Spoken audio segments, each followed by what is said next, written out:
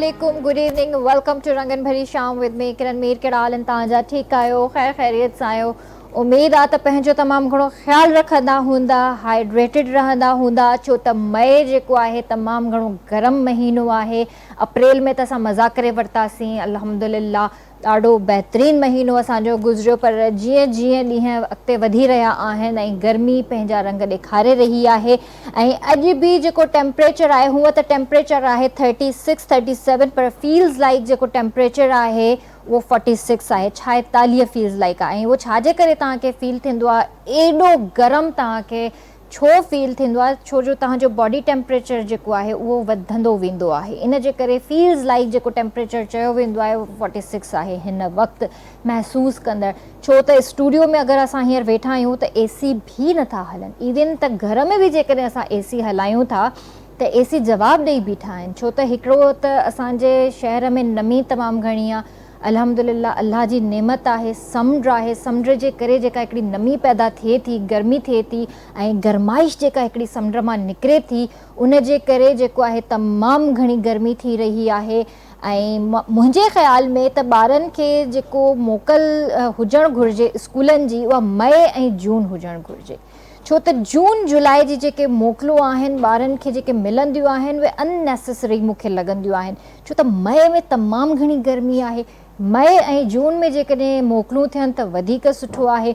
ऐं जेके डिसंबर में ॿारनि खे मोकलूं मिलंदियूं आहिनि खामखा मिलंदियूं आहिनि, छो त डिसंबर में गर्मी हूंदी आहे, डिसंबर में कराची जे अंदरि सीउ न हूंदो आहे, जनवरी में सीउ पवंदो आहे जॾहिं ॿारनि जा स्कूल खुलंदा आहिनि। ऐं हाणे त जीअं जून जुलाई जी मोकलूं थींदियूं ऐं ऑगस्ट में जीअं स्कूल खुलंदा ॿारनि जा ऐं बरसातुनि जो सिलसिलो शुरू थी वेंदो। सो मुंहिंजे ख़्याल सां हिकिड़ी एडवाइस मां ॾियणु चाहियां थी स्कूल वारनि खे त मई जून ते थोरो ध्यानु ॾियो। हिकिड़ो ट्रेंड ठहियलु आहे असांजे मुल्क में, सॼी जाइ ते इहो ट्रेंड ठहियलु आहे त भई जून जुलाई मस्तु आहे, ज़रूरी न आहे इहो कंहिं किताब में न आहे लिखियलु त सिर्फ़ु जून जुलाई ई मोकलूं हुजनि।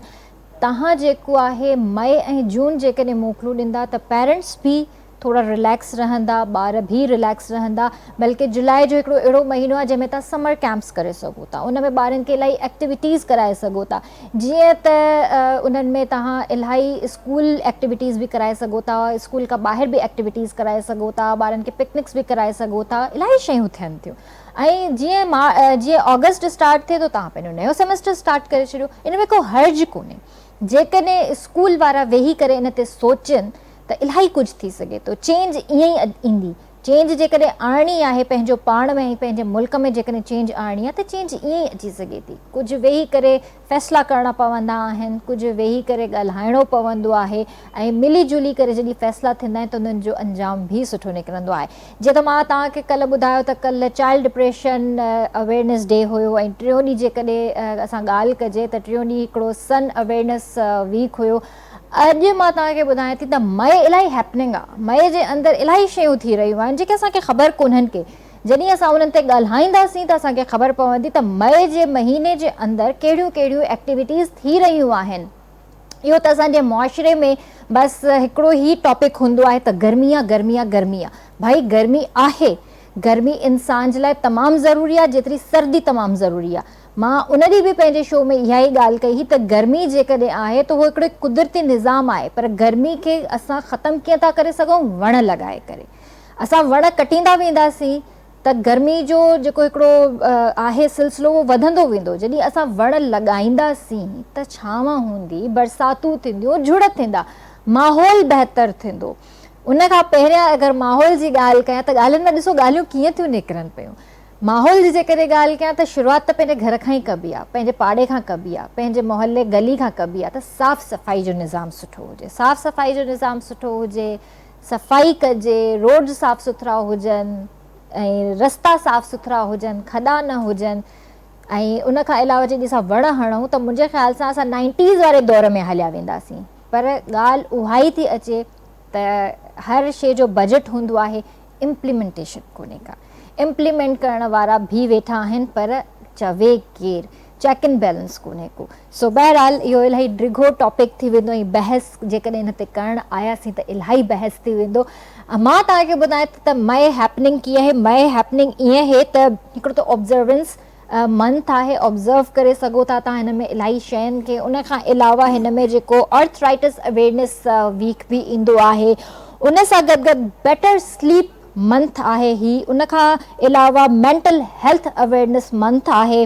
उन सां गॾु गॾु जेको वुमेन यानी औरतुनि जी सिहत जो बि हिन में ख़ासि ख़्यालु रखियो वेंदो आहे। जीअं त हाणे मदर्स डे बि अची रहियो आहे 12 तारीख़, ऐं उन सां गॾु गॾु जेको आहे ॿारनि जी एजुकेशन जे हिसाब सां बि ॾींहुं अची रहियो आहे। सेल्फ केयर बि आहे हिन में।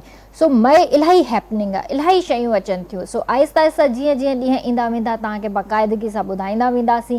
ऐं अॼु बि असां सां गॾु अजय मौजूदु आहे, ऐं अजय सां बि सलाम दुआ कंदासीं। पोइ मां तव्हांखे ॿुधाईंदसि असां सां गॾु गेस्ट केरु आहिनि। अस्सलाम वालेकुम। अच्छा, आज आपको माइक ही नहीं लगा हुआ, कैसे हैं आप? ठीक है। अच्छा, इहो हाणे मां कंहिंजी क्लास वठां, कंहिंजी ग़लती आहे या ऑन एयर वेठा आहियूं ऐं माइक नाहे लॻल। सो बहरहाल असां सां गॾु डॉक्टर शबाना हिते मौजूदु आहिनि, न्यूरो मस्कुलर स्पेशलिस्ट आहिनि। उन खां अलावा इन्हनि खे सितारे पाकिस्तान 2021, 22 ऐं 23 में मिलियो आहे। एक्सलेंट पर्सनैलिटी जो अवॉर्ड बि हिननि खे मिलियो आहे। इलाही ॿिया बि अवॉर्ड्स आहिनि जेके हिननि खे मिली चुका आहिनि। असां सां गॾु अॼु हिकु बहितरीनु सिंगर हिते मौजूदु आहे। मां चवां थी त सिंधी मीडिया जा उहे बहितरीनु सिंगर्स जेके अॼु स्क्रीन खां परे आहिनि, पर असां कोशिशि कंदा आहियूं त उन्हनि खे वापसि स्क्रीन ते आणियूं, उन्हनि जो इंट्रोडक्शन करायूं ॿीहर सुठे नमूने सां, ऐं उन्हनि खे जेको आहे साम्हूं आणे ऐं माण्हुनि सां इंटरेक्शन करायूं त जीअं व्यूवर्स खे बि ख़बर पए, चाहे उहे उन्हनि जा फेवरेट सिंगर्स ई छो न हुजनि। ज़ाहिर आहे मां जेकॾहिं कंहिं सिंगर खे पसंदि कयां थी ऐं उहो इलाही टाइम खां मूंखे स्क्रीन ते नज़र न ईंदो त मां सोचींदसि उन जे बारे में त यार ही फलाणो सिंगर जेको आहे मूंखे पसंदि आयो, इलाही टाइम खां वठी स्क्रीन ते नथो अचे। ईअं तव्हां बि उन्हनि खे पसंदि कंदा हूंदव, थी सघे थो तव्हांजा बि फेवरेट हुजनि, ऐं अॼु जेकॾहिं तव्हां उन्हनि खे स्क्रीन ते ॾिसंदा त तव्हां ख़ुशि थी वेंदा। असां सां गॾु गुलज़ार गुल हिते मौजूदु आहिनि, जेके सिंगर बि आहिनि, पोइट बि आहिनि, कंपोज़र बि आहिनि, ऐं MBBS डॉक्टर बि आहिनि।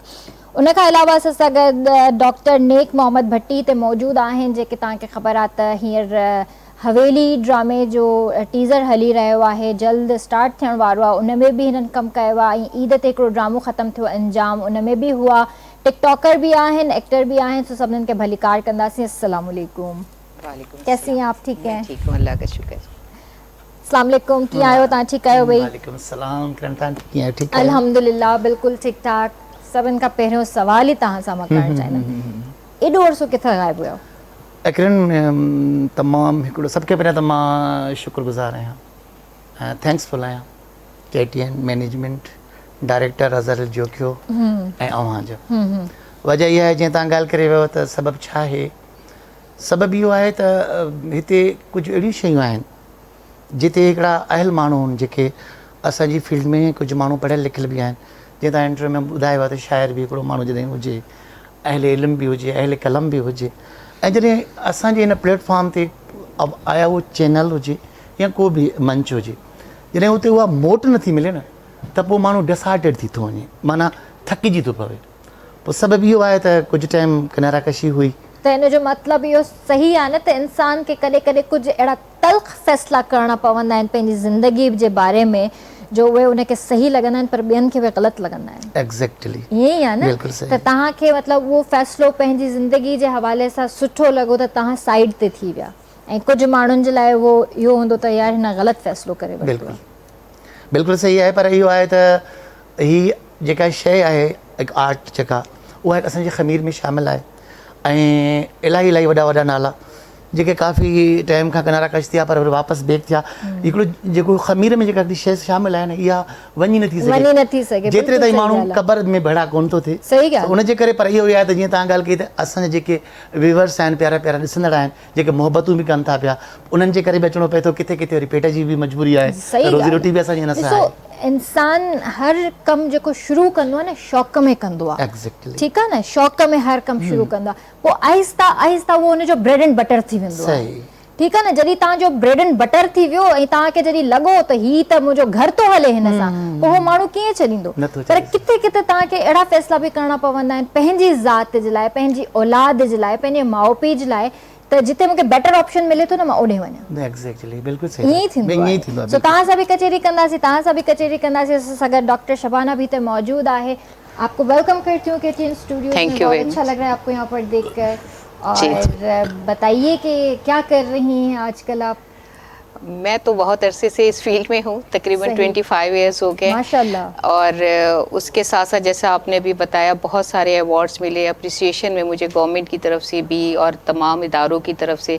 डिफरेंट यूनिवर्सिटीज़ हैं जिन्होंने मुझे अप्रिसिएशन की डिग्रीज दी। मेरे वर्कशॉप्स होते हैं इंटरनेशनली, मेरे शोज़ आते हैं हेल्थ अवेयरनेस के, कनाडा से, अमेरिका, हर जगह से डिफरेंट। बल्कि चाइना से तो हमारा एक दोस्ती FM के नाम से है, वहाँ से भी स्पेशली मेरा आते हैं प्रोग्राम्स जिसमें नामवर वो लोग जिन्होंने पाकिस्तान में बहुत काम किया है। तो हमारा पाकिस्तानी और चाइना का कुछ चैनल है FM दोस्ती चैनल, उस पर भी मेरे शोज़ आते हैं। बहुत काम करती हूँ और अब स्टूडेंट्स को पढ़ाना, वर्कशॉप करना और ये सारी चीज़ें हैं। और इसके साथ साथ जो है मेरी प्रोफेशनल प्रैक्टिस भी है और मीडिया से भी मैं रिलेटेड हूँ। मेरे अपने शोज़ हेल्थ अवेयरनेस के बहुत सारे डिफरेंट चैनल से आते हैं, रेडियो से भी आते हैं, TV से भी आते हैं, रेगुलर बेसिस पे वीकली। सही, माशाल्लाह। न्यूरोमस्कुलर स्पेशलिस्ट, जी। It's a physiotherapist. जी, फिजियोथेरेपिस्ट हैं, लेकिन इसके अलावा जिसमें स्पेशलाइजेशन है, पोस्ट ग्रेजुएशन डिग्री है, वो न्यूरोमस्कुलर स्पेशलिस्ट की है। इसके अलावा मैंने स्पोर्ट्स इंजरीज में एंड रिहैबिलिटेशन में भी किया हुआ है। मेंटली एंड फिजिकली हैंडीकैप बच्चों में भी मैं UK सर्टिफाइड लाइसेंस्ड जो हूँ। इसके अलावा मेरे और बहुत सारे हमारे जैसे स्पाइनल मैनिपुलेशन है, डायनामिक कपिंग है और उसके बाद आजकल एक नया ट्रीटमेंट निकला है ड्राई नीडलिंग, उसमें भी किया हुआ है। और के टेपिंग के नाम से डिफरेंट टेक्निक्स हैं, जितनी भी लेटेस्ट टेक्निक्स हैं UK की वो सारी मैंने यहाँ की हैं। और उसके अलावा यहाँ जो हमारे मेडिकल स्टूडेंट्स हैं जो इतने एक्सपेंसिव प्रोसीजर्स नहीं मतलब अफोर्ड कर सकते बाहर जाके, तो मैंने वो सीखे खुद और ख़ुद यहाँ आके पाकिस्तान में मेरे वर्कशॉप्स होते हैं, सेमिनार्स होते हैं जिसमें तमाम स्टूडेंट्स को मैं ये सिखाती भी। सही। अच्छा, जैसे स्पाइनल की आपने बात की तो मैं एक बहुत ही सिंपल सा सवाल आपसे करना चाहूँगी कि स्पाइनल आजकल जो एक तकलीफ़ है वो सबको है, छोटे से लेके बड़े तक। एक तो हमारा पोस्चर बहुत गलत है, सोने का, बैठने का। जिस तरह मैं बैठी हूँ मेरा भी पोस्चर बहुत गलत है, मुझे पता है कि मेरा पोस्चर गलत है, बट हम मजबूर हैं। एक हमारी आदत बन चुकी है, हम स्ट्रेट नहीं बैठ सकते कभी भी। हम सोते हुए हमारा पोस्चर गलत है, बैठते हुए हमारा पोस्चर गलत है। उसके अलावा ये जो बाइक्स हैं, बाइक्स के ऊपर जो बच्चे बैठते हैं, यूनिवर्सिटी जाते हैं, कॉलेज जाते हैं, या बड़ी उम्र के जो हजरात हैं वो अपने काम से जाते हैं, रोड्स हमारे माशाल्लाह कराची के ऐसे हैं जो आपको ऑलरेडी स्पाइनल का मसला दे देते हैं। बिल्कुल।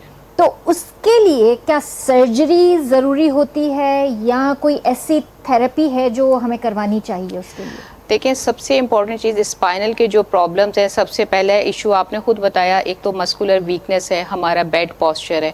अच्छा, बेड पोस्चर जो है वो हमारे तकरीबन जो है 70 to 80% जो हमारे दर्द हैं वो मैकेनिकल पेन कहलाते हैं। मैकेनिकल पेन से मुराद ये होती है कि वो दर्द जो कि आपको गलत पोस्चर डिसयूज़ की वजह से हो। अब आप मेरे जितने भी अवेयरनेस सेशंस आते हैं TV पे, रेडियो पे, हम ये बताते हैं मोबाइल का इस्तेमाल। अब हमारी ये जो गर्दन है अगर ये 1 इंच आगे आती है तो 10 पाउंड का वजन हमारी स्पाइन पे पड़ता है। तो हमें ये चाहिए मोबाइल यूज करें तो आप इसको आई लेवल पे रखें। और जब आई लेवल पे आप इस तरह तो फोन नहीं रख सकते, ऑटोमेटिकली आपके हाथ को भी सपोर्ट की जरूरत है। तो आपने यहाँ पर कोई टेबल ऐसा रखना है जिसपे, या आप एक पिलो रख लें जिससे आप इस तरह से हाथ में लेके आप आई लेवल पे जो है। आपकी इस बात को कंटिन्यू करते हैं, यहाँ पे कॉल भी ले लेते हैं, उसके बाद इस बात को कंटिन्यू करते हैं। हेलो, अस्सलाम वालेकुम। हेलो जी जी, भा कहिड़ा हाल आहिनि तव्हांजा? ठीकु आहियो? जी बिल्कुलु ठीकु ठाक। जी भा, छा चवणु चाहींदव? डॉक्टर साहब इनका सवाल पुछणो कि न्यूरो सर्जन दिमागी लिहाज सां। हाँ, तव्हांजी आवाज़ इलाही घटि थी अचे पई। डॉक्टर साहब वेठा न्यूरो सर्जन, उन्हीं का सवाल पुछणो। जी, दिमागी लिहाज सां मतलब मथे में सूर ॾाढो पवे थो। तव्हांजी आवाज़ ई सम्झ में नथी अचे, मूं ताईं आवाज़ तव्हांजी क्लियर नथी पहुचे त डॉक्टर साहिबा कीअं सम्झंदी? तव्हां असांखे ॿीहर कॉल करे सघो था। जॾहिं बि तव्हां कॉल कयो त प्रॉपर सिग्नल्स में अची कॉल कयो ऐं तव्हां कोशिशि कयो त थोरो तेज़ ॻाल्हायो जीअं तव्हांजी आवाज़ असां ताईं प्रॉपर वे में पहुचे।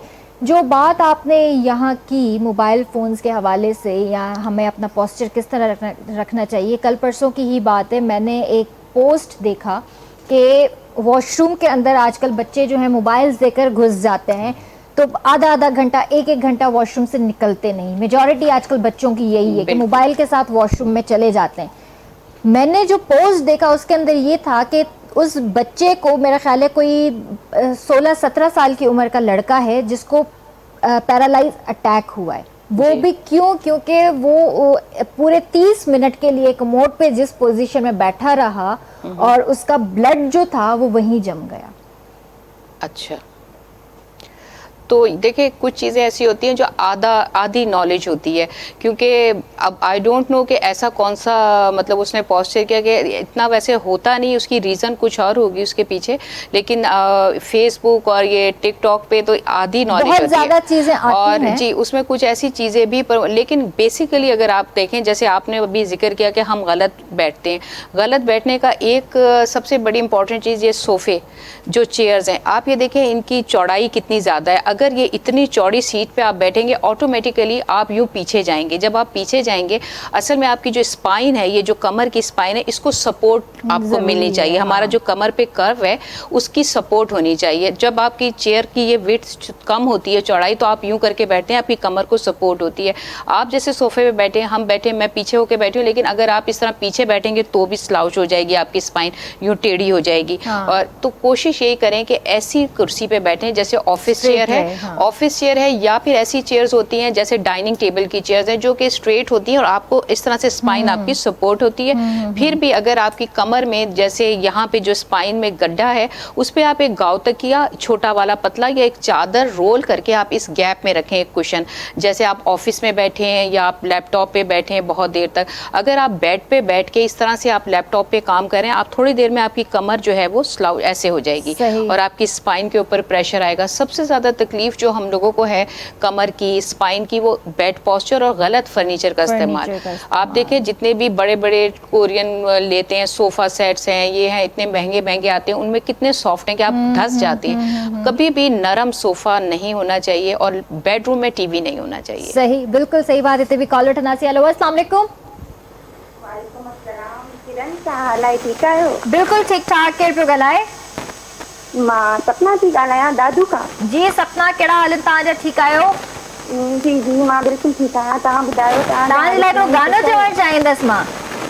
जी, सपना सपना तुंहिंजा सपना निंड अचे त ॾिसां। तव्हांखे निंड अचे त सपना सां पोइ हा ॻाल्हायो। न। हेलो जी सपना, तव्हांखे गानो कीअं लॻो मुंहिंजी आवाज़ में? तव्हांजो ॾाढो बहितरीनु शो हलंदो आहे, मां रोज़ाना ॾिसंदी आहियां। एक्चुअली मूंखे महीनो थियो आहे कि मां तव्हांजे शो में कॉल करण जो सोचां पई, पर टाइम नथो मिले। हलो, सुठी ॻाल्हि आहे। तव्हां अॼु असांजे प्रोग्राम में शामिल थिया आहियो, असांखे ख़ुशी थी आहे। छा कंदा आहियो तव्हां? जी, मां घर में हूंदी आहियां, बसि थोरी घणी पढ़ाई कंदी आहियां, बसि एतिरो पंहिंजी बिज़ी शेड्यूल मां चयो हाणे तव्हांखे मां कॉल कयां, तव्हांजे थोरो प्रोग्राम जी तारीफ़ वग़ैरह कयां। तव्हां बि ॾाढा सुठा आहियो, तव्हांजो प्रोग्राम बि ॾाढो सुठो आहे। वॾी महिरबानी। मां त अक्सर असांजे घर में सॼो ॾींहुं कशिश ऐं केटीअ ई हलंदो आहे। वॾी महिरबानी, वॾी महिरबानी आहे तव्हांजी मोहबत आहे। जी जी, ऐं तव्हांजो कशिश त सॼो ॾींहुं हलंदो आहे। उन ते हिकिड़ो गानो हलंदो आहे ज़ोहिब चांदी जो, इलेक्शन वारो। जी जी, असां सभिनी खे ॾाढो पसंदि आहे। सॼो ॾींहुं ई गानो हलंदो आहे। मां चयमि त तव्हां खां पुछां, इहो गानो एॾो फेवरेट असांजो त खणी आहे, पर तव्हां मां कंहिंजो फेवरेट आहे? सभिनीनि जो ई फेवरेट आहे, छो जो ज़ोएब जा कुझु गाना अहिड़ा हूंदा आहिनि, हुन में मैसेज हूंदा आहिनि। जी जी, असल में ॻाल्हि इहा आहे त असां गानो इहो एतिरो ॿुधो ई छॾियो आहे जो हाणे असांखे ज़बानी यादि थी वियो आहे। हलो, सुठी ॻाल्हि आहे, सुठी ॻाल्हि आहे। ख़तमु थी वियो हाणे इहो गानो, त मुंहिंजे ख़्याल में मूंखे मुनासिबत सम्झे त न आहे। तव्हांजा एतिरा बहितरीनु गाना आहिनि, पुराणा गाना, असांखे त ॾाढा उहे वणंदा आहिनि। जी जी, हाणे इलेक्शन बि कोन्हे, पोइ बि सॼो ॾींहुं उहो गानो छो था हलायो? न न अदी, इहे त गाना आहिनि न, गाना त पिया हलंदा आहिनि, इलेक्शन हुजे न हुजे, गाना पिया हलंदा आहिनि। ख़बर आहे। जी जी, गाना त सॼो ॾींहुं हलंदा आहिनि, पर साॻियो गानो सॼो ॾींहुं हलंदो आहे न। हिकिड़े गाने जो गैप थिए थो त वरी हले थो या त वरी वराए मां चयो मां अॼु खे रिक्वेस्ट कयां त प्लीज़ हाणे ॿिया पुराणा गाना तव्हांजा ॾाढा बहितरीन आहिनि उहे हलायो असां उहे ॾिसणा आहिनि ज़रूर ज़रूर या तव्हांजी रिक्वेस्ट अॼु मां फॉरवर्ड कंदसि जी जी हाणे मां ॾिसां त रिज़ल्ट कहिड़ी थी थिए ज़रूर ज़रूर ॿियो कुझु चवणु चाहींदव न बसि तव्हां थैंक यू मूंखे तव्हां टाइम ॾिनो बसि हाणे मुंहिंजी रिक्वेस्ट ते तव्हां अमल ज़रूरु कजो न त मूंखे ॿीहर कॉल करणी पवंदी पोइ त मां ज़रूर जेको आहे तव्हांजी रिक्वेस्ट फॉरवर्ड कोन कंदसि इन बहाने जेको आहे तव्हां कॉल त कंदव जी जी सही आहे थैंक यू सपना पंहिंजो ख्यालु रखिजो thank you so much for calling ऐं अल्हम्दुलिल्लाह लाइन्स क्लियर थी चुकियूं आहिनि तव्हां बि असांजे प्रोग्राम में शामिलु थी सघो था असांजे जेके रेगुलर कॉलर्स आहिनि तव्हां असांखे कॉल कयो ऐं ॾाढो सुठो लॻंदो आहे तव्हां सभिनीनि जी मोहबत आहे तव्हां एतिरी रिस्पेक्ट ॾियो था एतिरो मतिलबु पसंदि कयो था असांखे असांजे शो खे या असांजे सॉन्ग्स खे या असांजे ॿियनि प्रोग्रामनि खे सो तव्हांजे करे ई असां आहियूं तव्हांजे करे ई KTN आहे तव्हां ओन कयो था ॾाढी ख़ुशी थींदी आहे सो असां सां गॾु डॉक्टर नेक मोहम्मद भट्टी बि हिते मौजूदु आहिनि उन्हनि सां बि ॻाल्हाईंदासीं जी सर कहिड़ा हाल आहिनि तव्हांजा ठीकु आहियो जी त अॼुकल्ह छा पिया कयो हवेली में कमु करे रहिया आहियो जी जी हींअर ईद ते 2 ड्रामा असांजा हलिया KTN ते हिकिड़ी फिल्म हुई अंजाम ऐं उनखां पुलिस वारनि जी ईद अज़र जोकर साहिब जी पंहिंजी लिखियलु हुई सही 3 किस्तुनि विजया 3 हली ऐं फिल्म हुई अंजाम अदर गबूल साहिब जी माशाल्लाह तमामु फिल्म हुई दोस्तनि ॾिठी हाणे बि प्रोजेक्ट जेको मंजूरदानी साहिब जो आहे हुन में कमु कयूं हवेली में उनखां पोइ अदल साहिब खे हिकिड़ो प्रोजेक्ट मिलियो आहे इंशाल्लाह वरी हुन में तव्हांखे सही त छा कैरेक्टर आहे तव्हांजो हवेली में बसि उहे कैरेक्टर असां त उहे फनकार आहियूं असांखे जेको कैरेक्टर मिले न असां हुन में फिट थी वेंदा आहियूं सही हा आहे त उहो पोड़े माण्हू जो कैरेक्टर आहे पर कैरेक्टर खे कॾहिं बि न ॾिठो आहे असां चवंदा बसि कैरेक्टर हुजे ऐं कयूं पर ईअं बि त थींदो आहे न इंसान थोरो ॾिसंदो आहे त मुंहिंजे हिसाब सां आहे बि या न ईअं कोन थींदो आहे फनकार उहो ई हूंदो आहे तव्हां पाण फनकार रहिया फनकार हूंदो आहे जेको हुनखे कैरेक्टर मिले उहो कैरेक्टर सां न पर मां त चूज़ी आहियां मां शुरू खां चूज़ी आहियां मां ईअं न कंदी आहियां बिल्कुलु बि न कंदी आहियां मुंहिंजे मयार जे मुताबिक़ मुंहिंजे मिज़ाज जे मुताबिक़ मुंहिंजे पर्सनैलिटी जे मुताबिक़ जेकॾहिं कैरेक्टर न हूंदो मां कॾहिं बि हा न कंदमि पोइ त मां तव्हांजी ॻाल्हि सां एग्री न आहियां उहा तव्हांजो डिसीजन आहे मुंहिंजो डिसीजन आहे मुंहिंजे ख़्याल सां एक्टर जो इहो राइट हूंदो आहे त हू पंहिंजे बारे में इहो फ़ैसिलो करे सघे ऐं डायरेक्टर खे चई सघे त हीअ स्क्रिप्ट मुंहिंजे हिसाब सां कोन्हे को ईअं त ॾिठो वञे त असांजे पड़ोसी मुल्क में जेके फनकार कमु कंदा आहिनि इलाही एक्टर्स मना कंदा आहिनि मां हींअर त हिन सीरीज़ जो नालो नथी खणी सघां हिते हींअर नेटफ्लिक्स ते ऑनएयर थी आहे संजय लीला भंसाली जी सॼी दुनिया खे ख़बर आहे उहा सीरीज़ जेका आहे रेखा खे ऑफर थी रेखा उन जे लाइ इनकार कयो मनीषा उन में एक्टिंग कई आहे ठीकु आहे ऐं मनीषा खे रेखा कॉल करे चयो आहे त जेका एक्टिंग तो कई आहे शायदि उहा मां बि न पई करे सघां हाणे रेखा जहिड़ी अदाकार आहे जॾहिं उन कैरेक्टर खे इनकार करे सघे थी त असां केरु थींदा आहियूं असां वटि बि चॉइस आहे बहरहाल मुंहिंजी जेसिताईं रही आहे एडिटिंग हिस्ट्री त मां बसि कैरेक्टर चवंदो आहे त कैरेक्टर हुजे करे ॾेखार न पोइ तव्हांजो पंहिंजो डिसीजन आहे हिते ब्रेक वठंदासीं ब्रेक खां पोइ जेको आहे ॻाल्हियुनि खे कंटिन्यू था कयूं वक़्तु आहे ब्रेक जो कारे न वञिजो जल्दी वापसि था अचूं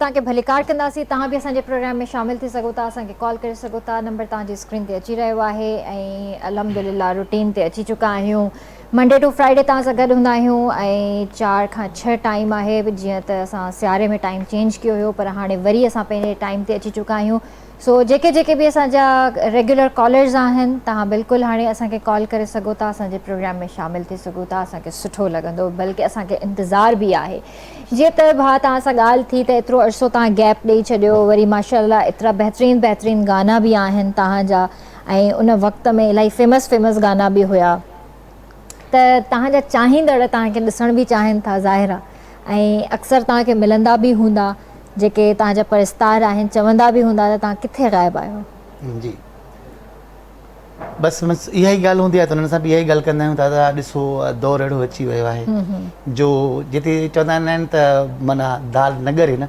उते माण्हू साइड करे वञे, सही। त पोइ उनजे करे उहे दुआगो हूंदा आहिनि त चवंदा इहो ई आहिनि त असां तव्हांजे लाइ दुआगो पोइ आहियूं। दाल में तव्हां हेड कोन विधी? न पोइ ॻरी कोन थी न, पोइ हेड ते वरी उनजो ज़ाइको चेंज थींदो, ॻरंदी न आहे।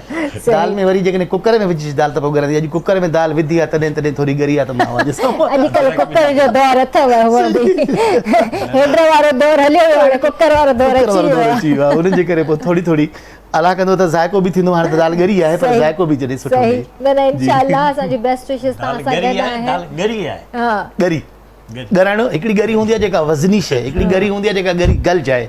आप भी थोड़ा गलना और वजन वाली चीज उनको जो है ना हम वो उसमें डिस्कस कर सिंधी रहे में हैं। जी समझ आती है, सिंधी समझ आती है बहुत अच्छा, अच्छे से। सही, बोलना नहीं माशाल्लाह, आता होगा। नहीं बोलना भी आता है, इतनी मतलब गलती ना हो जाए इसलिए, क्योंकि मैं गवर्नमेंट में रही हूँ, लियारी में बहुत अरसा मैंने काम किया सही, है, तो सही। हमारे सिंध तो जाहिर सी बात है सिंध गवर्नमेंट में जो आप रही हैं तो जी सवाल है। बलोची सिंधी सारी जबानें डॉक्टर्स को आती हैं समझ। डॉक्टर को सारी ज़बानें आती हैं। समझ जाते हैं डॉक्टर्स, मर्ज का आपको पंजाबी मतलब आती बता है? देते हैं कि कौन सा पंजाबी मर्ज है। सराइकी बलोची आती है? बलोची समझ आती है। अच्छा किरण मूंखे 7 ज़बानूं, मैं बराबरी में गायो आहे बलोचिस्तान पाकिस्तान टेलीविज़न कोयटा सेंटर अच्छा, अच्छा। ऐं मूंखे सराइकी पश्तो बि गायो आहे, सिंधी इहे पंहिंजो बलोच की जेका सिंध वारी बि बलोची, माना 7 ज़बाननि ते मां अल्हम्दुलिल्लाह गायो आहे। माशाल्लाह माशाल्लाह। पोइ हींअर असांखे छा ॿुधाईंदो? हींअर मां चाहियां थो तव्हांजे तवसत सां ऐं जीअं तव्हां ॻाल्हि करे वियूं त हिकिड़ी शाइर जे हवाले सां मां कोशिशि कंदो आहियां त पंहिंजी शाइरी न ॿुधायां किथे बि, सही। ॿियनि लेजेंड जेके असांजा वॾा वॾा शाइर उन्हनि खे गायां, सही। पर कॾहिं कॾहिं मजबूरी हूंदी आहे ॾिसण वारनि जी, दोस्तनि जी, त मां कोशिशि कई आहे त अॼु मुंहिंजी पंहिंजी शाइरी आहे ऐं जेका काफ़ी साल अॻु मूं रिकॉर्ड कयो, ज़रूर असां ॿुधणु चाहींदासीं। तव्हांखे ॿुधायां ऐं ज़रूर ॾिसंदड़नि खे ज़रूर ॿुधायां। ज़रूर। ठीकु। माइक तव्हांजे भरिसां ई शायदि। बहितरीन ही त माशाल्लाह बहितरीन शाइरी आहे तव्हांजी, ऐं अञा बि लिखो था या बसि छॾे ॾिनो अथव? अल्हम्दुलिल्लाह मां हिकिड़ो सराइकी ट्रैक आहे उहो कोशिशि कई आहे त मां सिंधी त पंहिंजी सिंध में ॿुधी वञे थी, पर सराइकी उहा ज़बान आहे जेका ओवरऑल असांजे पूरे पाकिस्तान में सम्झी वञे थी, छो त हुन सां किथे सिंधी जो टच बि आहे त किथे पंजाबी जो बि आहे त किथे उर्दू जो बि आहे। उहा शाइरी मां पाण लिखी आहे ऐं धुन कंपोज़ बि मूं पाण कई आहे, ऐं मुंहिंजो नंढड़ो भाउ आहे अली ज़फ़र, असां ॿिन्ही गॾिजी ड्यूट में ॻाई आहे। इंशाअल्लाह क़रीब कंहिं यूट्यूब चैनल ते उहो नज़र ईंदो आहे। सही सही। त उहो कंहिं चैनल खे छो कोन था ॾियो? असल में उहा ई ॻाल्हि थिए थी त छा चवां हाणे, बसि कुझु नथो चई सघिजे। सम्झी सघां थी मां तव्हांजी ॻाल्हियूं, तव्हांजो दर्द मां सम्झी सघां थी, जी, पर चवंदा आहिनि न त अगरि मोट वापसी सुठी थिए त इंसान खे वरी कुझु न कुझु अॻिते जे लाइ सोचणो पवंदो आहे। तव्हां बिल्कुलु सही था चओ। ॾिसो मां मुंहिंजो टियों ॾींहुं लाई हुयुसि PTV ते 2 कलाक जो प्रोग्राम, उहो बि तमामु बहितरीनु प्रोग्राम थियो। मां त थैंक्स ऑफ गॉड जी वापसी थी आहे, अलाह जा लख शुक्र आहिनि, पर इहो बि चवंदा आहिनि त जेका शइ थींदी आहे उहा इंसान जी बहितरी लाइ थींदी आहे। हीअ जेकॾहिं मुंहिंजो 5-6 सालनि जो गैप हुयो, इन में अलाह से का मुंहिंजे लाइ बहितरी हिकु त अलाह से मूंखे नियाणी ॾिनी, नियाणी जो औलाद मूंखे मिलियो आहे, उनजे अचण खां पोइ अलाह से हिकिड़ी मूं में तमामु जेको आहे सो हिकिड़ी नवाण ॾिनी आहे। त उते बि मां जॾहिं इहा ॻाल्हि कई त उन्हनि बि इहा ई ॻाल्हि कई त जॾहिं अहिड़ी बहितरीनु शाइरी आहे ऐं हिकिड़ो सुठो आवाज़ु आहे, जेको हाल त तव्हां इहो कंहिं चैनल्स ते छो न, त इनशाला मां जॾहिं ॻाल्हि कयां थो त कंहिं न कंहिं अज़हर जोखे जहिड़े भाउ खे मथां का मुंहिंजी ॻाल्हि नज़र अचे ऐं मूंखे कॉल करे वठे त मुंहिंजी शइ हुननि जे लाइ हाज़िर आहे, ऐं जेके बि चैनल आहिनि असांजा पंहिंजा आहिनि। बिल्कुलु बिल्कुलु सही ॻाल्हि ॿोली जे लाइ आहे। असां हाज़िर आहियूं। इंशाअल्लाह तव्हांजी शाइरी बहितरीन आहे, तव्हां सुठो कमु करे रहिया आहियो, इंशाअल्लाह अल्लाह से तव्हांखे हिन जो फल ज़रूर ॾींदो इंशाअल्लाह। जैसे डॉक्टर साहिबा हम लोग बात करते हैं हमारे माशरे को अगर लेकर चलें, ज़ाहिर है माशरे को भी साथ लेकर चलना पड़ता है, तो मेंटल हेल्थ हमारे लिए बहुत इम्पॉर्टेंट होता है। जहाँ पे हमारा माइंडसेट ना हो, हम खुद भी थोड़े से ढीले हो जाते हैं, तो वो कितना मतलब एक किरदार है उसका, इंसान के साथ क्या ताल्लुक है उसका? किस कदर है? देखिए, हमारी जो हेल्थ की अगर आप डेफिनेशन दें, जो हम लोगों को बताते हैं, health it is a state of mental, physical, spiritual and social wellbeing, not merely the absence of disease. यानी कि अगर आप बीमार नहीं हैं तो इसका मतलब ये नहीं कि आप हेल्दी हैं।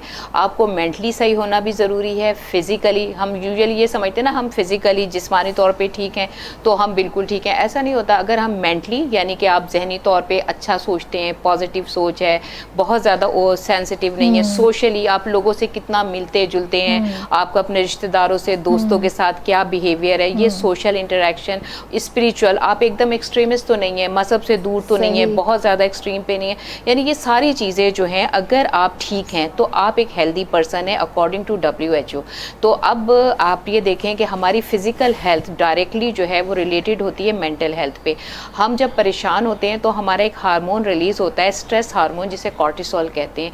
और कॉर्टिसोल, नॉर्मली आप परेशान हैं, आप इस तरह से घबराए हुए हैं, आपका कॉर्टिसोल रिलीज हो रहा है। ये कॉर्टिसोल क्या करता है, स्ट्रेस का तो हार्मोन है, लेकिन इसके साथ आपका ब्लड प्रेशर कंट्रोल करता है, आपका कोलेस्ट्रॉल, आपका हार्ट रेट, आपका ब्लड प्रेशर। अब आप ये देखें, एक छोटा सा स्ट्रेस है आपको, सिंपली आप किसी की वजह से, अगर इसने मुझे कुछ कह दिया या मुझे किसी काम को हमने करने से पहले परेशान है, ब्लड प्रेशर हमारा उसमें फ्लक्चुएट कर सकता है, हमारी शुगर लेवल और हमारा हार्ट रेट, हमारी रेस्पिरेशन यानी सांस। तो आप ये देखें कि mental directly related to physical health. आपके ब्रेन से वो केमिकल रिलीज होना शुरू हो जाते हैं। जैसे डिप्रेशन में क्या होता है, आपके केमिकल रिलीज होना शुरू हो जाते हैं, कॉर्टिसोल है, डोपामीन है, सेरोटोनिन है, ये सारे हमारे हैप्पी हार्मोन्स हैं। लेकिन अगर हम परेशान होते हैं, अगर आप खुश हैं, हंस रहे हैं, तो आपको क्या है, आपके हैप्पी हार्मोन रिलीज होंगे।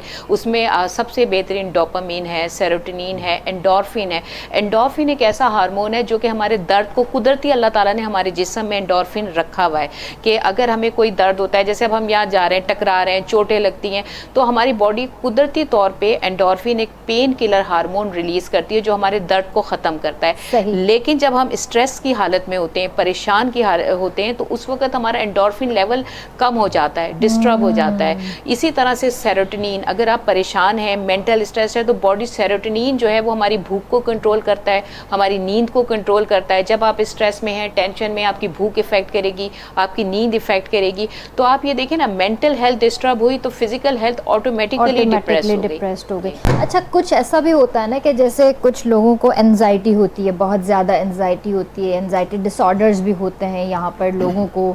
जिस तरह का माहौल है, जैसे सारी चीज़ें चल रही हैं, महंगाई का दौर है, जॉब्स नहीं है, मतलब ओवरऑल अगर देखा जाए मसले ही मसले हैं। तो इस टाइम पे लोगों को एंजाइटी, डिप्रेशन दोनों है, इवन के बच्चों को भी है। बिल्कुल। तो बच्चों की जब हम बात करते हैं तो बच्चों को वो मेरा ख्याल है घर के माहौल की वजह से होता है जी। प्रेशर एक डेवलप होता है पढ़ाई का, घर में माँ बाप के झगड़े, हर चीज़ देखता है बच्चा, तो उसके अंदर एक ऑटोमेटिकली एक डिप्रेशन वाला सीन हो जाता है। माँ बाप उसको इग्नोर करते हैं, तो वो बच्चे के लिए कितना ख़तरनाक हो सकता है। देखिए, ये आज के दौर की बात नहीं है, डिप्रेशन, परेशानियाँ ये हमेशा से रही। अब हम उसको एड्रेस करते हैं, अब हमें पता चलता है। पहले ये होता था बच्चा परेशान है, बाहर निकल गया, आवारा हो गया, चोरियाँ करें, डकैतियाँ, जो आजकल का ये तो हर ज़माने से होता चला आ रहा है। देखिए, घर का माहौल बहुत ज़्यादा मैटर करता है। आजकल जो प्रॉब्लम है उसकी सबसे बड़ी वजह सोशल मीडिया है।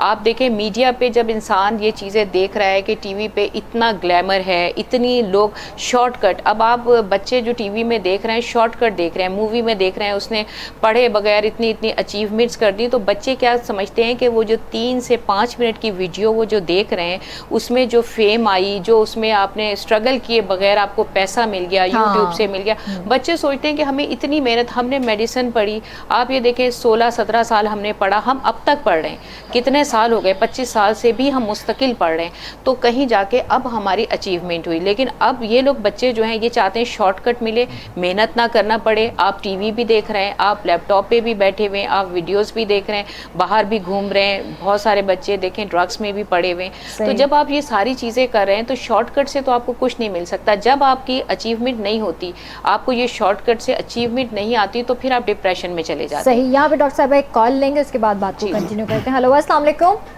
वालेकुम सलाम यारी मदद। मुला अली मदद, केड़ा हालन ताजा अंसार भा? खैर लगो पियो भेणे एको काते कुम लगा जायो लाइव शो ही कोंदा कयो छो मां मोकलन ते वयल हुयम हां दी मां मोकलन ते हुयस हां अल्लाह खैर कनो वरी अची आ उन खैर सा बिल्कुल बिल्कुल मुंहिंजो बि हक़ आहे न थोड़ी मोकलूं मां बि करे सघां थी न सही आ बाबा घुमो फिरो भली इंज कयो सिंध पंजी आ बाक़ी न त छा ॿियो तव्हां ॿुधायो ठीकु आहियो तव्हांजी होटल कीअं पई हले होटल वीआईपी हले पई खादिम बाप चयो तो मिलण न बटर ॾींहं में मां जो हली वञा भेण हा पोइ आयो हा ईंदो बटर ॾींहं में ईंदो हवाली अथव हवाली कोन ईंदव न नंबर वठी छॾियो अथव भेण बसि पोइ रोज़ फोन कजोसि हा भेण अहिड़ी ॻाल्हि न आहे भाई पंहिंजो किचन सॼी पंहिंजी आहे असांजी फैमिली शो आहे बिल्कुलु सही ॻाल्हि आहे ॿियो छा चवणु चाहींदव हा ॿियो शो सुठो हले पियो ॾिसूं पिया भेण जी कोई गानो ॿुधाईंदव हा ॿुधायो यार कयो तम वाह, वाह। अहिड़ो कराची यार कयो तम अहिड़ो कराची ओ चितियो आहे गुम मां तो चवां मूंसां सिंधी ॻाल्हाए तो उर्दू में बोलो तम वाह मुर्गी जॾहिं मोढे ॾिठाई सफ़ा मूंखे मारे छॾियाई यदि भला अहिड़ा इश्क छो था कयो न भेण अहिड़ी ॻाल्हि न आहे भेण अहिड़ी ॻाल्हि न आहे भाभी ॾिसे थी तंहिंजे करे त नथा चओ आस करी जी भेण भाभी ॾिसे पई शो इन करे त नथा चओ न भाभी ॾिसे पई तुंहिंजो सभु ॾिसंदा आहिनि भेण वॾी महिरबानी ॿियो कुझु चवणु चाहींदो हा ॿियो शो सुठो हले पियो ॾिसूं पिया बसि ओके ख़ुदा हाफ़िज़ ओके अल्लाह हाफ़िज़ इंसान ख़ुशि हो भाउ असांजो ऐं मुंहिंजे ख़्याल में कहिड़े पासे हिननि जी होटल आहे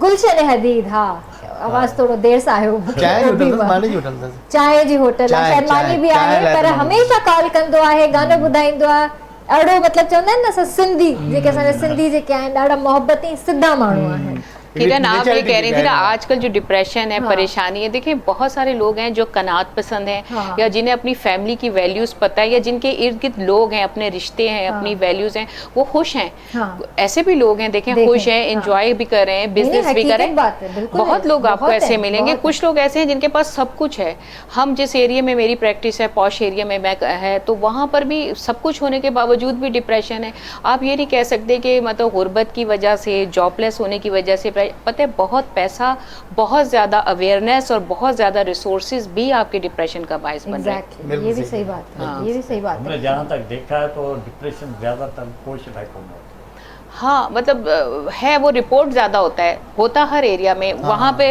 आपका रिपोर्ट होता है ना मतलब पेशेंट्स आते हैं ट्रीटमेंट लेते हैं लेकिन आम लोगों को होता है बेचारे वही तड़प के घरों में और वो सारे प्रॉब्लम्स का शिकार मुझे सिर्फ एक चीज़ का जवाब दें जिसको एंजाइटी है जिसको डिप्रेशन है वो इस फेज से कैसे बाहर निकले क्या एंटी डिप्रेसेंट लाजमी है देखिए किरण डिपेंड करता है डिप्रेशन की स्टेजेस होती हैं डिप्रेशन की एक टाइप नहीं है 7 से भी ज़्यादा टाइप है ना मेजर डिप्रेसिव डिसऑर्डर है बाइपोलर है इसी तरह से जो है पोस्टपार्टम है जी बाइपोलर में ये होता है कि आपके ना बाइपोलर जैसे नाम से पता चल रहा है कभी आप एकदम खुश होते हैं कभी आप जो है वो एकदम से सैड हो जाते हैं यानी आपके फेजेस आ रहे होते हैं और इसमें 15 टाइम्स जो है वो ज़्यादा आपको सुसाइडल थॉट्स आते हैं यानी खुदकुशी करने के जो है लोगों के जहन में आता है 1 मिनट में वो इस एक्सट्रीम पे पहुंच जाते हैं कि हम खुदकुशी कर लें तो ये बाइपोलर होता है उसके बाद पोस्टपार्टम होता है कुछ ऐसा डिप्रेशन है कि जैसे अगर किसी के जैसे फर्स्ट टाइम बेबी है या बहुत ज़्यादा बच्चे हो गए तो बच्चे होने से पहले या बाद में भी डिप्रेशन होता है वो 6 महीने तक रहता है 6 महीने बाद वो खुद ब खुद सही हो जाता है उसके बाद सीजनल डिप्रेशन होता है सीजनल डिप्रेशन जैसे सर्दियों में आपको डिप्रेशन है और जो है वो आप उसके बाद आप पूरा साल सही रहे लेकिन एक ख़ास मौसम में आपकी तबीयत ख़राब हो गई एक होता है एटिपिकल डिप्रेशन एटिपिकल डिप्रेशन का मतलब ये नॉर्मली डिप्रेशन कहते किसे डिप्रेशन में हमारा DSM क्राइटेरिया होता है एक मेंटल हेल्थ का जिसमें कहा जाता है कि अगर 5 कैरेक्टरिस्टिक्स हैं आपके अंदर 5 खासियतें हैं एक तो ये है कि लैक ऑफ कंसंट्रेशन यानी आप किसी चीज़ को कंसंट्रेट नहीं कर पा रहे आपको सैड मूड डिसऑर्डर आपका मूड जो है वो आपका सही नहीं रहा है हाँ एपिटाइट लैक ऑफ एपिटाइट है लो एनर्जी है और अपने आप को गिल्टी फीलिंग ये 4-5 चीज़ें अगर आपके अंदर आती हैं तो ये आप डिप्रेशन का शिकार है। ये 5 अगर चीज़ें हैं तो इस क्राइटेरिया पे अगर पूरे उतरते हैं तो आप एंजाइटी या डिप्रेशन में आते हैं। अच्छा, ये इसके अलावा इसमें अब डिपेंड करता है डायग्नोसिस, इसका डायग्नोसिस कि आप किस वाले मेजर डिप्रेसिव डिसऑर्डर में, उसमें तो ऐसा होता है कि पेशेंट पे एपिसोड्स आते हैं और उसके बाद पेशेंट को हॉस्पिटलाइज भी करना पड़ता है। यहाँ पे कॉल ले लेते हैं। हेलो, अस्सलाम वालेकुम। वालेकुम अस्सलाम जी फरमान भाई, केड़ा हाल है ताजा? ठीक आयो? अल्हम्दुलिल्लाह जी, हाँ बिल्कुल ठीक है। मुझे ठीक है तो ठीक है अल्हम्दुलिल्लाह, अल्लाह जो शुक्र आहे। तव्हां ॿुधायो कीअं आहियो? ठीक आहियो? तबियत सही आहे? अल्हम्दुलिल्लाह बिल्कुल ठीक। Thank you so much. मतलब असीं असांखे यादि आहे जेका टीम गॾु हुआसीं टाइम खां पोइ अॼु मुंहिंजी कॉल आहे फर्स्ट टाइम। तमामु घणी ख़ुशी थी जो मतलब KTN जी टीम खे असां बि यादि आहियूं। न न बिल्कुलु, मूंखे सभु यादि आहिनि। कॾहिं कॾहिं गजनी थी वेंदी आहियां, नाला यादि न रहंदा आहिनि, पर यादि सभु हूंदा आहियो, ईअं न आहे। न तमामु घणी महिरबानी तव्हांजी, यादि रखो था। माशाल्लाह तमामु बहितरीनु आहे तव्हांजो प्रोग्राम। हींअर वञे थो ऐं न्यूज़ हेड ते न्यू नंबर ते मतलब अॼु काफ़ी टाइम खां पोइ मूंखे ॻाल्हि थिए थी। बसि असां बि काफ़ी टाइम खां पोइ जेको आहे लाइव आयासीं ऐं सेट बि ठही रहियो हुयो असांजो। वरी ईद जी मोकलूं बि थी हुयूं, वरी मां बि विच में ऑफ वरितो हुयो। सो तक़रीबन महीने खां पोइ आया आहियूं। जी जी बिल्कुलु, काफ़ी टाइम खां पोइ रमज़ान में बि जेको आहे सो लाइव जी बट कुझु लाइव जे इशूज़ जे करे वरी उहो जेको आहे सो राब्तो कोन थी सघियो। जी काफ़ी टाइम खां पोइ। जी जी जी जी पोइ सेट कीअं पियो लॻे तव्हांखे असांजो?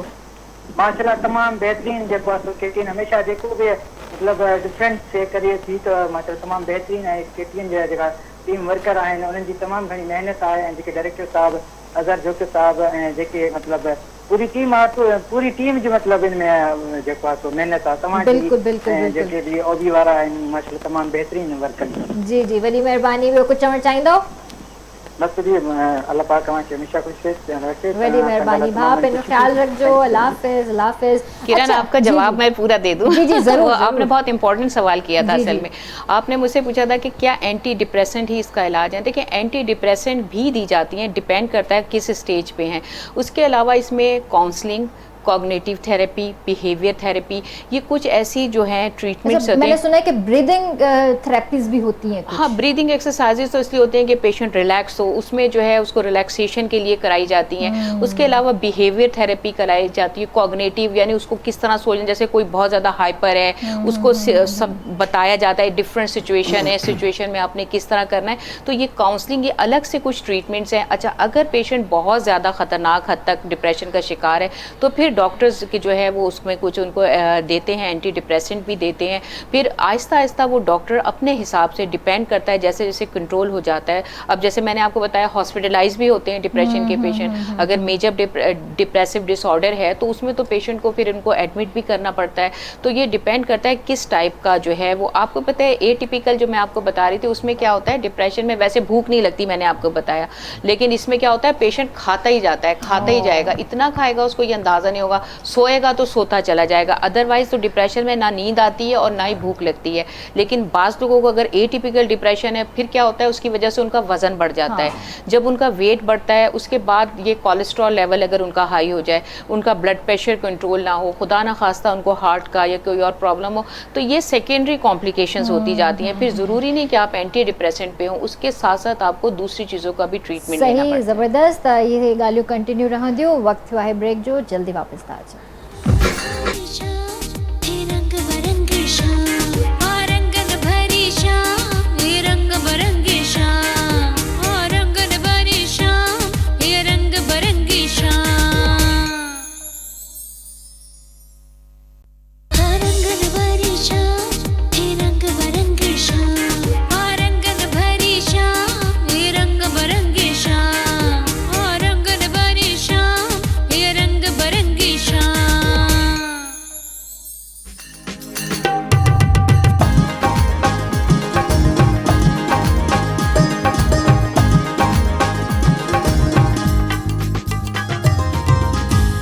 तव्हांखे भलीकार कंदासीं रंगन भरी शाम में। ऐं माशाल्लाह सां कल्ह खां जीअं अजय असांजे शो में आयो आहे ऐं शोभी भाई जी थोड़ी कमी महसूस थी रही आहे। इलाही जेका पहिरें पई थिए न हाणे थोड़ी थी रही आहे।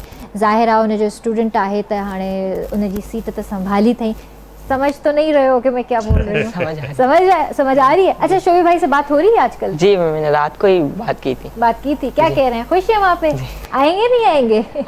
आएंगे लेकिन फिर हम तुम्हें नहीं छोड़ेंगे, तो फिर हम शोभी भाई को बोल देंगे आप बैठ जाएं, बस अजय है हमारे साथ, चलेगा?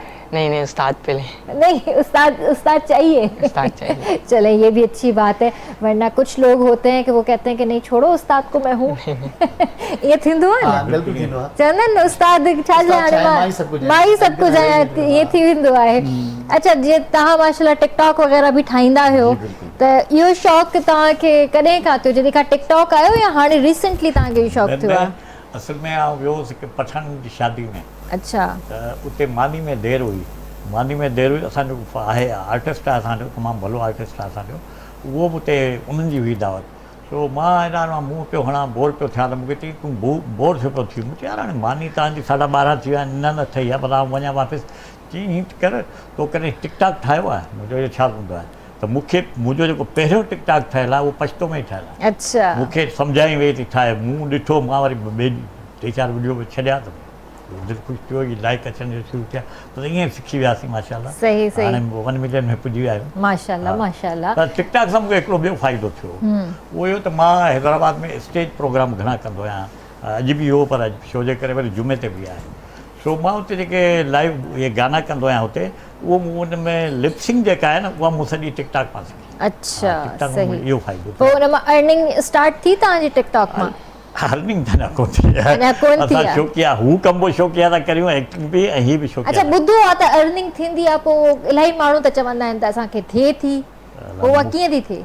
मूंखे उहो त चवंदा तव्हां जॾहिं चओ था 1 मिलियन तव्हांजा थी विया आहिनि, त पोइ अर्निंग छो न स्टार्ट थी आहे? न, हू चवंदा ग्रीन वारो मिलियो आहे, इहो रेड ब्लू वारो आहे? ब्लू वारो हिकिड़ो मिलियो आहे न, उहो चवंदा 10 मिलियन। अच्छा, 10 मिलियन हाणे जॾहिं थियनि।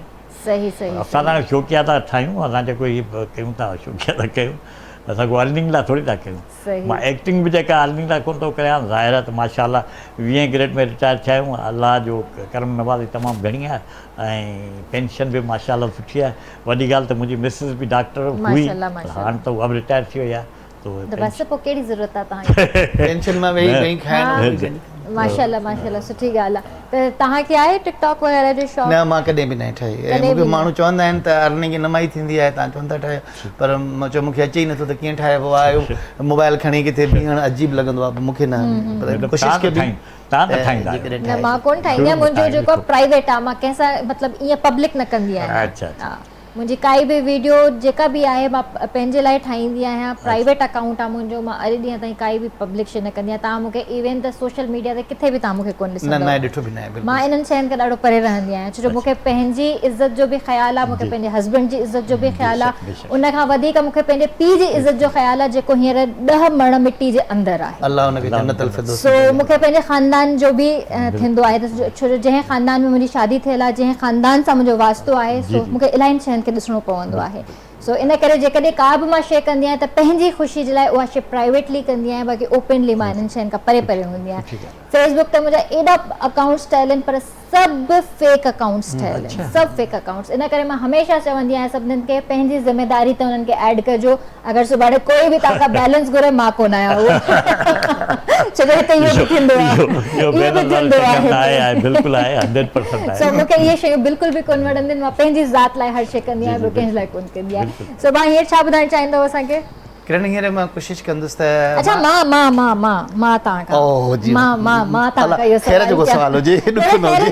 अच्छा, हिकिड़ी पोइट्री आई हुई 1933 में, हिकिड़ी धुन ठही हुई या का पोइट्री आई हुई पावली ते कुझु ईअं, ऐं मां ॿुधो आहे त तव्हां बि उनखे ॻायो आहे। किरण, इहा तव्हांजी ॻाल्हि बिल्कुलु सही आहे। 33 35 माना 30 जो ॾहाको आहे, इन में उहा ट्यून आई हुई, पोइट्री बि आई हुई, पर उहा उनखे असां जेको रंग ॾिनो आहे, जेको हुनजो नालो आहे, उनखे लोकगीत चयो वेंदो आहे।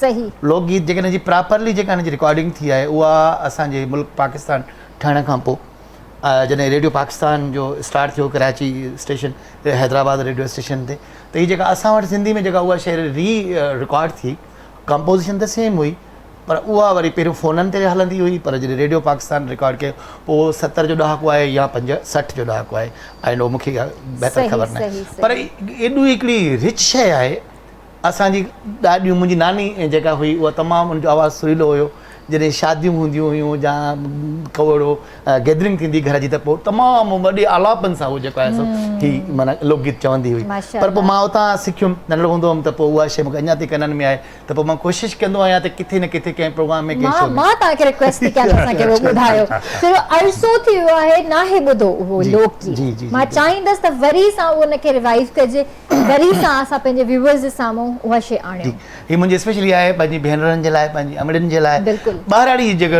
माना रियल जेके निज सिंधी कल्चरल वारनि माण्हुनि जे लाइ जेके शहर में रहूं था असां त पकोड़ा ई थी विया आहियूं त पर उन्हनि जे लाइ आहे जेके असांजी अमड़ियूं असांखे ॿाहिराड़ी बि ॾिसनि कोशिशि कई आहे त निभाए सघां पर जेकॾहिं का ग़लती थिए त अव्हांखे बि माज़रत तव्हां माशाल्लाह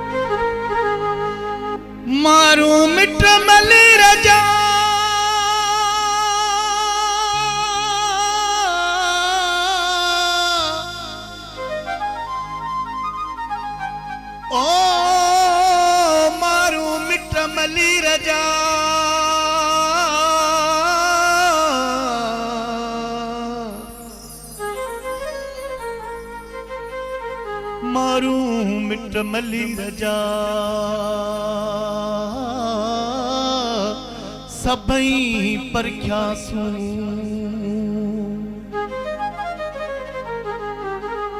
सोखी भाए सबको अला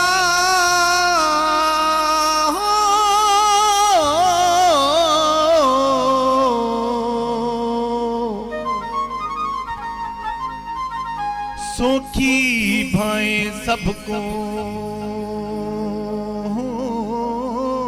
ओखिया तू ही तू मौला मता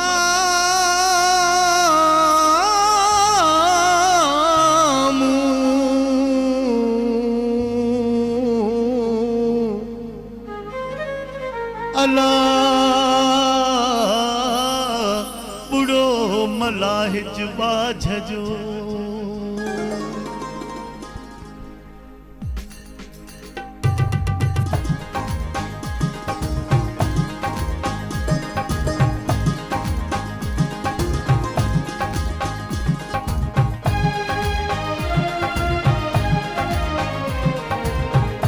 जेड़ी अच्छी मंडम तेरी पावली अल्लाह जेड़ो गोरो साहिब तेरी पावली पावली रे अल्लाह मुने मारो नि मुकी तपकार मंझा पावली पावली रे अल्लाह मुने मारो नि मुकी तपकार मंझा पावली जेड़ी अच्छी मंडम तेरी पावली अल्लाह जेड़ो गोरो साहिब तेरी पावली पावली रे अल्लाह मुने मारो नि मुकी तपकार मंझा पावली पावली पावली पावली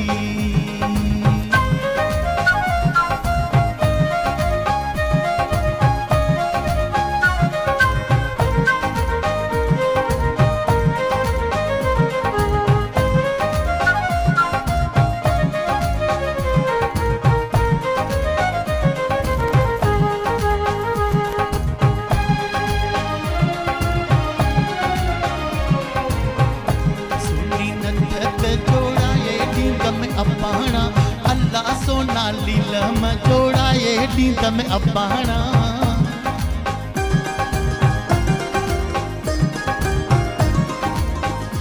सुनी नथ जोड़ाए नींद में अब्बाणा अल्लाह सोना लीलम घड़ाए नींद में अब्बाणा पावली रे अल्लाह मुने मारो ने मुकी तपखार मंझा पावली पावली रे अल्लाह मुने मारो ने मुकी तपखार मंझा पावली पावली पावली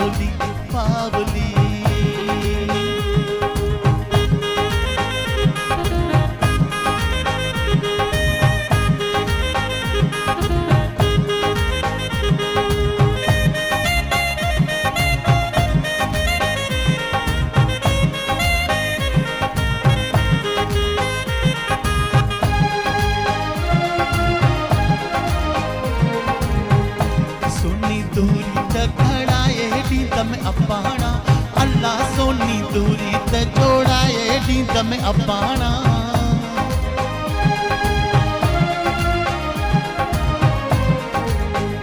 सोनी दूरी त जोड़ाए ॾींद में अब्बाणा अल्लाह सोनी नथ त जोड़ाए ॾींद में अब्बाणा पावलीड़े अल्लाह मुडे मारो ने मुक्ति त पघार मचा पावली पावलीड़े अल्लाह मुडे मारो ने मुक्ति त पघार मचा पावली पावली पावली पावली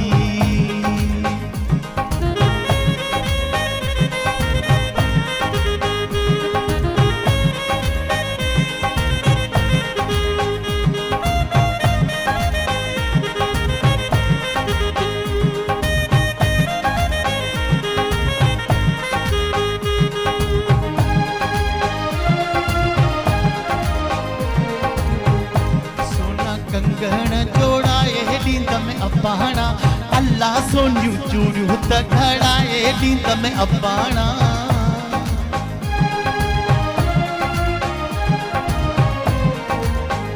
सोनियूं चूड़ियूं त जोड़ाए ॾींद में अब्बाणा अल्लाह सोना कंगण जोड़ाए ॾींद में अब्बाणा पाउलीड़े अल्लाह मुडे मारो नि मुक्ति त पघार मंझा पाउली पावली रे अल्लाह मुडे मारो ने मुक्ति त पघार मंझा पावली जेड़ी अच्छी मंडम तेड़ी पावली अल्लाह जेड़ो गोरो साहिब तेड़ी पावली पावली रे अल्लाह मुडे मारो ने मुक्ति त पघार मंझा पावली पावली रे अल्लाह मुडे सांगे ने मुक्ति त पघार मंझा पावली पावली पावली पावली पावली पावली पावली ये है हमारा सिंधी लोकगीत जी जिसके अंदर समझे कि कल्चर की बहुत सारी चीजें आ गई।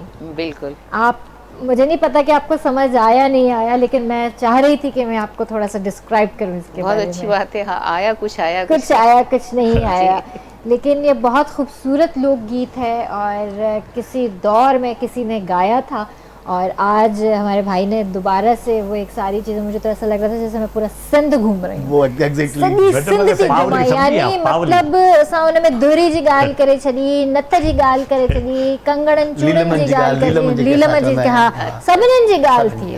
मतलब थोड़ो डॉक्टर साहब आहे कि पावली जे बारे में ॿुधायो। तव्हां ॿुधायो, तव्हांखे वधीक ख़बर आहे, मां त हुन दौरे में कोन ॻाई हुयसि, मां त ॿुधियूं आहिनि।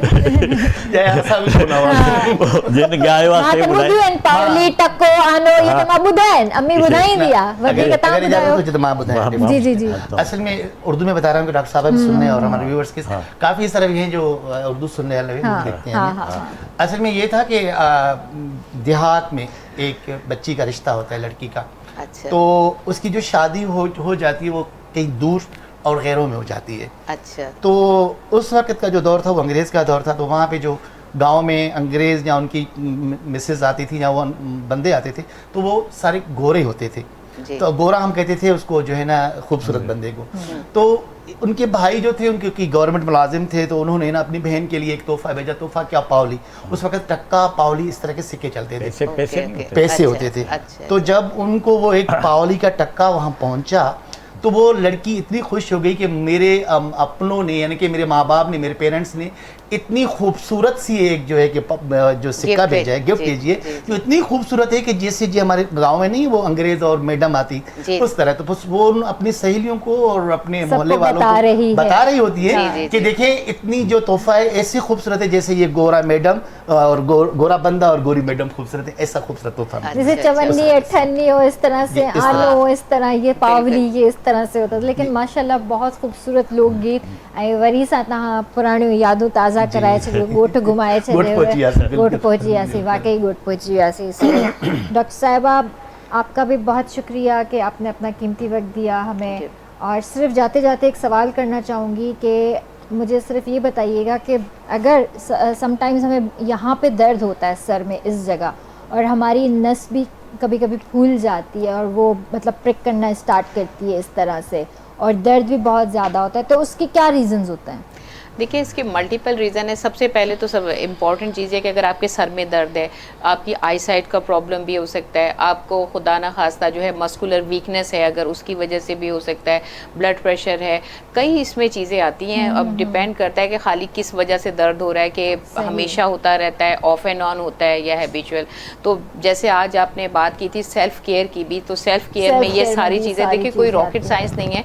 सेल्फ केयर में सिंपल आपने अपने आप को हाइड्रेटेड रखना है। तकरीबन 12 ग्लास पानी जो है वो आपने डेली पीना है।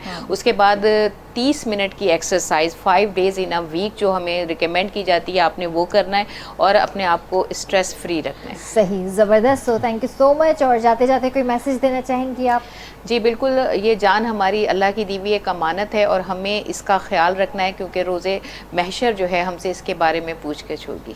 ज़बरदस्त ज़बरदस्त। ऐं वेंदे वेंदे तव्हां खां गानो ॿुधंदासीं, ऐं कोई मैसेज ॾियणु चाहींदव? हा, मुंहिंजो मैसेज इहो ई हूंदो आहे त ज़िंदगी तमामु मुख़्तसिर आहे ऐं हिते नफ़रतूं छॾियो ऐं सिर्फ़ु विरायो त प्यार प्यार ऐं प्यार। ज़बरदस्त। तव्हां कोई मैसेज ॾियणु चाहींदव? मुंहिंजो मैसेज आहे साईं जे मैसेज खे वधा कंदड़ ऐं शाह लतीफ़ साईं जो बेद सां सुपत भरिया सुपरी कुपत कीम करियो, थोड़नि घणनि ॾींहंनि में माण्हू वञनि मरियो, तेसीं कुर्ब करियो जेसीं जीरा जान। सही, ज़बरदस्त। विवर्स इंशाअल्लाह ज़िंदगी रही त तव्हां सां सुभाणे मुलाक़ात कंदासीं। तेसीं ताईं पंहिंजे प्यारनि जो तमामु घणो ख़्यालु रखिजो ऐं वाकई पाणी जी जेका ॻाल्हि आहे त पाणी तमामु घणो पियो, हाइड्रेटेड रहो।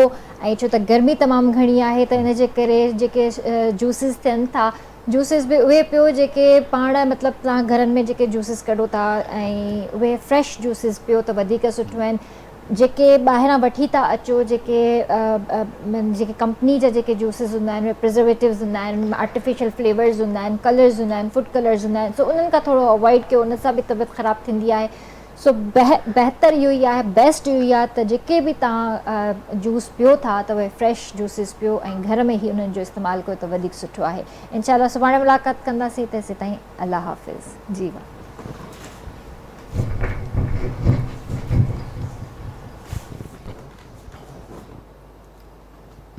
प्ले करना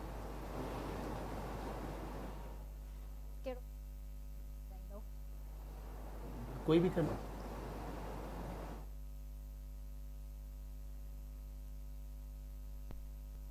तुंहिंजी खिलखिल, उहो ईअं थोरो ॿुधाईंदव असांखे?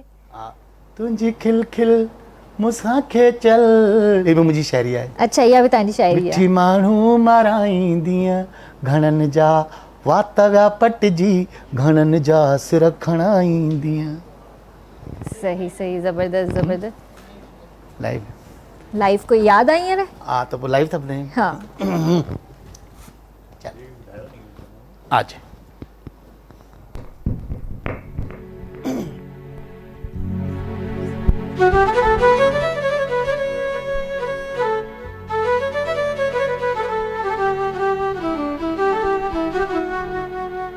शादी हुई पर सुहिणी हुई, ओ शादी हुई पर सुहिणी हुई, अला वञे नचंदी टपंदी कुॾंदी पई,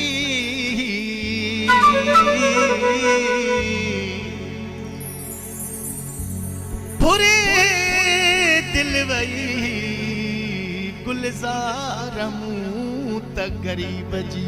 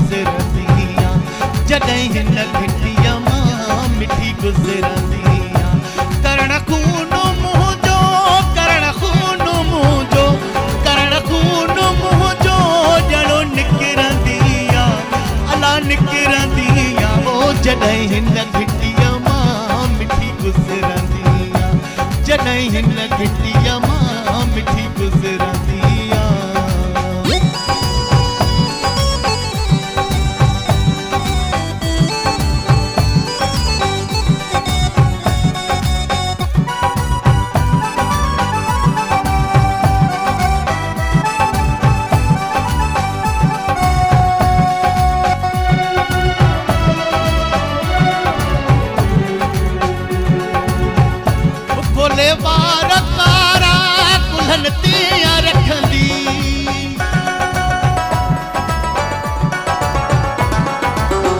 ओ खोले वार कारा कुलन ते रखंदी तिरछी नज़र सां मुंडे छो ॾिसंदी ॼाणी वाणी मूंडे ॼाणी वाणी मूंसां ॼाणी वाणी मूंसां छल टकरंदी आ अला टकरंदी आ वो जॾहिं हिन घिटीअ मां मिठी गुज़रंदी आ जॾहिं हिन घिटीअ मां मिठी गुज़रंदी आ करण खून मुंहिंजो करण खून मुंहिंजो करण खून मुंहिंजो ॼणो निकिरंदी आ अला निकिरंदी आ वो जॾहिं हिन घिटीअ मां मिठी गुज़रंदी आ जॾहिं हिन घिटीअ मां मिठी गुज़रंदी आ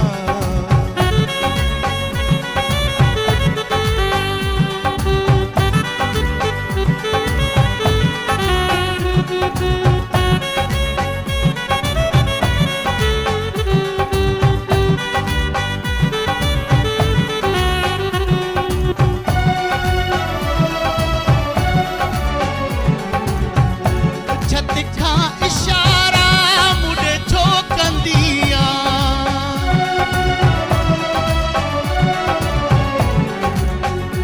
छत खां इशारा मुंडे छो कंदी आ परे खां हथनि जूं मिठियूं छो ॾींदी आ